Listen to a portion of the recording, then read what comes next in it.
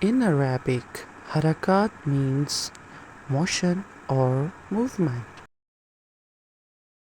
Harakaat refers to the short vowels.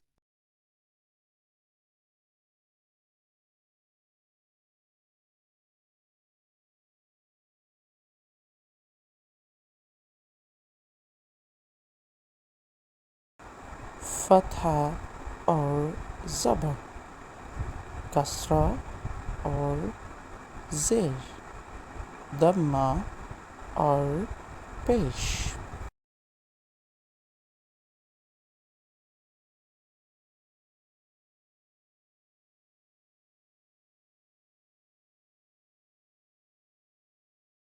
Fatha, kasra and dhamma are marks known as harakat.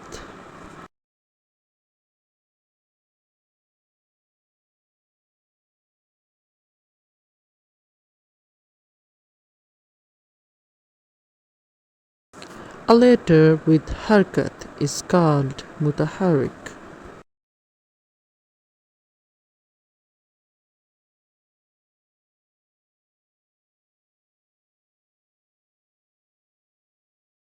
Neither prolong the letter which has harkat, nor read it with jerk.